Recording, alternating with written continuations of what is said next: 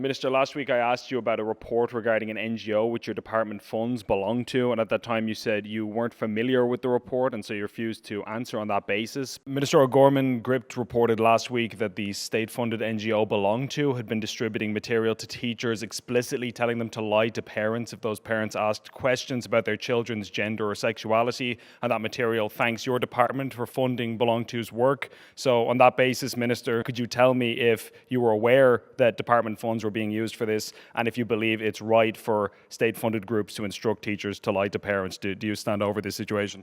Well, I didn't see the report, Ben, so I'm not really able to comment in much detail on its content.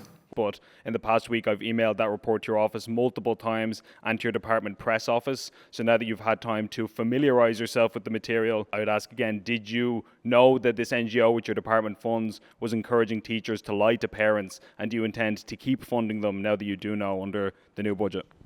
BelongTo was not encouraging teachers to lie to parents. The point that was made in that particular leaflet was that a parent shouldn't out LGBT plus students to their parents. They should allow that student make that decision in their own time. And having had that conversation myself with my own parent, Ben, I think that's absolutely the best advice.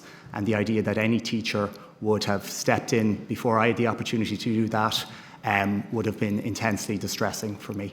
Well, the report specifically, the advice that BelongTo gave specifically was that if a parent asks if their child is having issues with, say, their gender identity, for example, and the teacher knows that there is an issue there, that they should say they don't know, which is obviously a lie. If you're telling the parent something that is untrue, which that would be, that this is something that parents might want to know if there's an issue that they should be addressing with their children. So that is an untruth, and they are recommending that teachers should tell parents untruths in those circumstances.